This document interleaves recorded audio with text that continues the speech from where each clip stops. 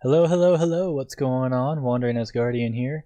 So I am very into sim racing, and I thought I would give a little video on this one topic that I can't seem to find too many videos on. So in Assetto Corsa, in the Novice Series 1 on the career mode, there's this first race, the Abarth 500 SASA Vallelunga Club. At 100% opponent strength difficulty, this race is nearly impossible. There's all kinds of people asking for help in forums and stuff, and most people don't really have an answer. And I know this game came out a long time ago, but I beat this race at 100%. I had the automatic gearbox off. Here's all the settings I had. Ideal racing line off, automatic clutch off. I have a Logitech G27 with the H pattern shifter, 3 pedals, gas, brake, and clutch. These are all the settings I had it on, and I beat the race. So how did I beat that race? Well, let's look at the replay, and I can kind of walk you through what I did. Okay, so here we are in my car in the replay. I usually don't have all of these little apps up, but I just have them up just to kind of show you guys so you can see what gear I'm in, how fast I'm going, my inputs over here. So the first thing I did with this race is I set the gameplay to 100, recorded a replay, and I watched the lead car on the replay. And I watched his replay, and I watched his inputs, I watched his speeds into the corners, I watched what gears he was in, and tried to emulate that as much as possible. However, he's a freaking computer, so his gas and brake were like through corners and things like that, like basically impossible for a human to do. So you're racing against a computer that is just pushing the car to the 100% limit the entire time, which is very difficult for a human to actually do. So I usually drive in the cockpit view, but I'm going to back out so you can kind of see the surrounding area of the car, and let's run through to see what I did. Oh, my settings. I'll figure that out in a separate clip and put that in here. Alright, so here's the setup that I have for my Abarth, the Abarth 500. I wrote them down in a little notebook as I was taking lap after lap and making slight changes and seeing how it affected my lap time. So here are the tires that I had. I was running the semi-slicks. I don't think, oh yeah, you can change those. Anyway, you want to be on the semi-slicks, which I think is default. And then the tire pressure, I had 29, 29, 30, and 30. So the left side of the car was a little lower than the right side. And that was because the left side was just getting a little too over pressure by the time the race was over, and I wanted to keep that traction optimal the whole time, so that's what I did there. The fuel, you only need 3 liters of fuel since it's a small race, and that'll keep your car light.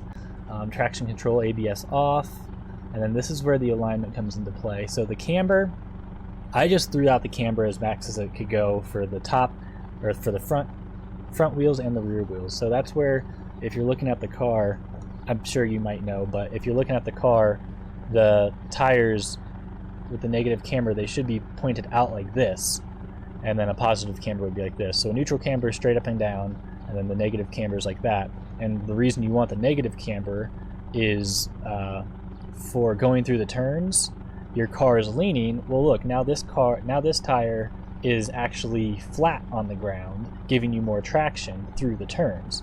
So as you're turning and the car's body is rolling from side to side and putting pressure there, you're actually getting more traction, because if they were straight up and down and they lean, well, now you don't have, you're losing traction through the turns. On the straights, yeah, you have the traction, but I mean, this race doesn't have a whole lot of straights in it. It's a really turny track. So I just found that maxing out the camber was the way to go for this track for all the tires. And then the toe. So the toe, again, if you're looking at the car, toe in would mean the tires are coming at you like this. toe out would mean the tires are coming at you like that, and then the neutral toe is like this. So I set the back tires to have a neutral toe, because if they're in or they're out, they're kind of just getting dragged along and scraping and slowing you down a little bit. And then for the front tires, I did a negative toe, which is a little bit out, and that way whenever you're turning, you have a sharper turning radius. I'm not the best at explaining it, but you can look up videos on caster and camber and toe, and you'll see what I'm talking about. But so these are the settings I did for that, and that got me faster through the turns. I was running about 105s before, like pretty consistently, and I couldn't really find any area to really improve. And then so that's whenever I started playing with the alignment, and that's what kind of got me those extra seconds, as well as just continuing to practice. But yeah, so that's the alignment I did, and then brake power was 100, and pit stop strategy doesn't matter. So yeah, let's get into the race now. Okay, so now that we know the settings that I had for the camber and toe and tire pressure and gas and everything, let's watch the race.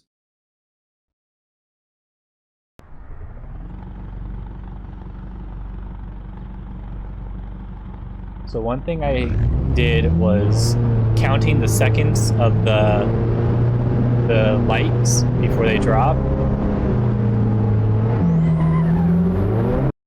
So counting the seconds of the lights before they drop, it's like 1, 2, 3, 4, 5, 6, and then it goes to about 7, 8, 9, 10, 11, 12. So if you're counting in your head the same beats per minute of the lights flashing, right around between 11.5, you can just drop it and hit the gas before the lights even stop turning red, and you'll get that extra bit of a launch. You won't get a penalty for it. It takes some practice, but you'll get a better launch than everyone else in the game, and that's how you can shoot up to the front of the pack pretty much right away.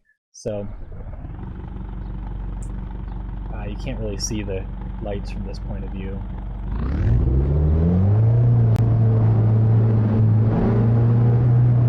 But you'll watch, I'll get a launch before everyone else. Just a little bit, but that matters.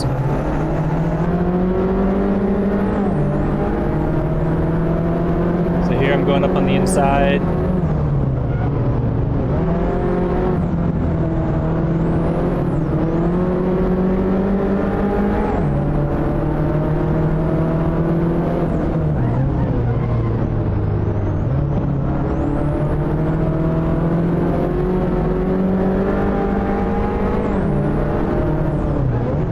This is where you gotta catch them.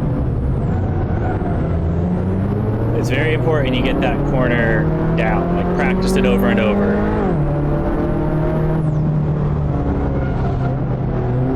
And that corner there. Those are the two corners in this race where you're going to catch the AI, because those are the two corners it takes slower than you can.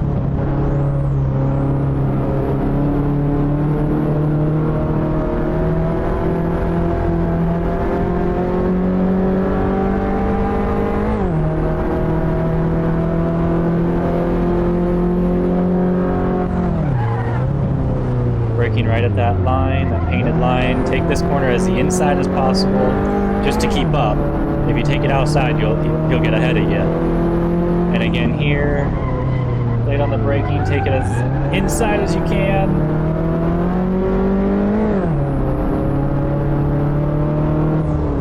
And come in here, you can make a cut. Ooh, kind of push them out. And it's a little cheeky, but that's kind of what you gotta do.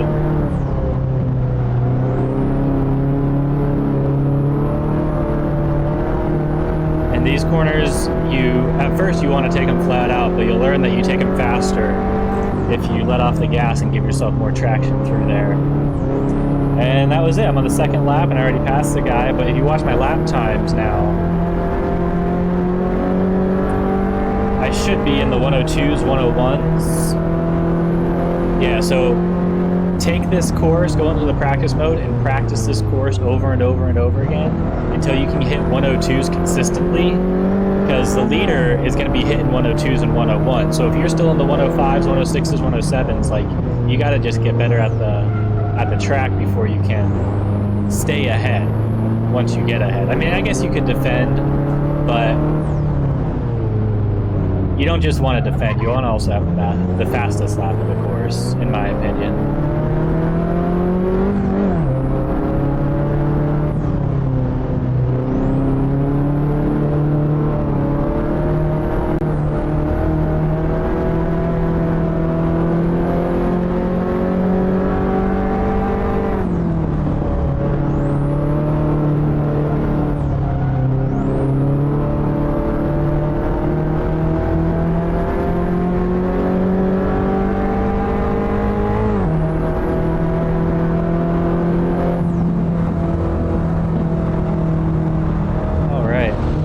So that was the first race beaten at 100% difficulty.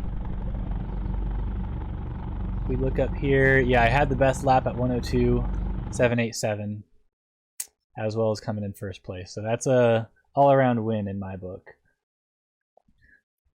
All right, so I guess I'll give you another chance to watch it from the inside of the car, just so you can get more of a first-person view. I know a lot of people race like this, so you can get more of a first-person view. You can see where my braking lines are and where I'm hitting the gas and what lines I'm taking through from the point of view that you would be watching. And I don't know why this tires app isn't working. Let me see if I can open and close that. I'll play with that while it's going.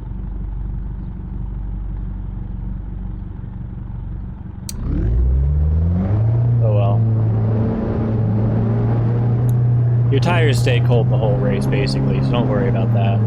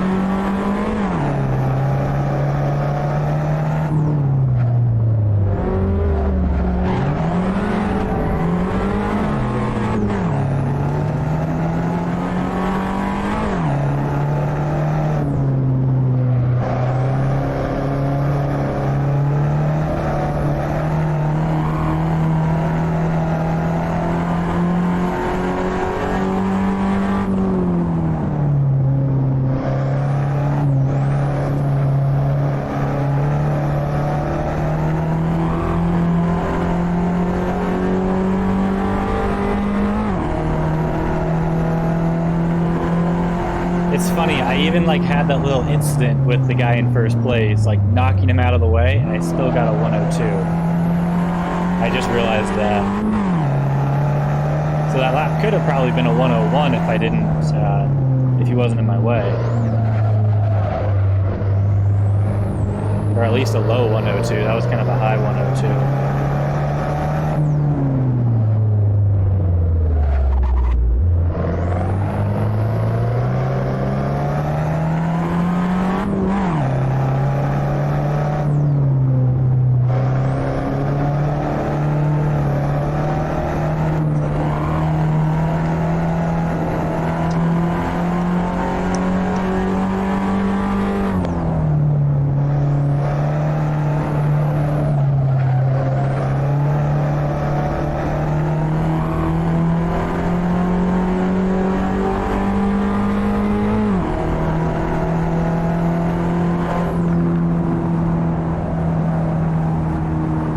So yeah, the funny thing about this was that I didn't even, I recorded, or I saved the replay from the first time I won, and somehow it got corrupted because I was just so happy that after basically a week of doing this course over and over again that I finally won. And so I just got up and walked away, leaving my car in the pit like this. And after an hour or so, I come back and the replay had gotten corrupted for being too long or something. And the entire replay was just my car sitting in the pit. Like, it started with my car in the pit. It was like a broken, somehow it like had overwritten itself at some point. So I had to jump back in the game and do it again. And I won the race again on like the second try. And the first time it was just because I had a bad start. Like, I took off and then one of the AI cars crashed into me, so I just hit restart and then won this race again like immediately after. So it wasn't even just a fluke that I won the first time. Seems like a pretty tried and true strategy. Passing them on that slowest hairpin, that's really going to be your best chance to pass that first guy. Just take it fast. Try, if you have to ram them, I guess just ram them. But I've rammed him a couple times beforehand, like harder, and we both crashed and then we both lost. So you want to take it tight. You want to make it as clean of a pass as you can. But remember, he's just a computer. He's ones and zeros that is using his computer algorithm to drive his car to the max the entire time. So unless somehow you're a better driver than a computer at 99.9999%, capacity, then like I kind of don't think it's a little cheeky, but you get the win, and that's what kind of matters. So yeah, thanks for watching. If you have any questions, I'm going to try to do the next race. That's what I've been working on this week, is the next race in the series where you're up against that BMW. But at 100%, I think that one is impossible, because I can come in second place pretty consistently, but that thing just has so much more power on the straightaway. So anyway, I'll talk about that more in the video I make for that one, if I ever beat that. I don't know if it's even possible at 100%. I might just make a video saying, hey, just settle and come in second, because that's what's more realistic. Alright, yeah, so thanks for watching, and I hope this helped you out. Bye.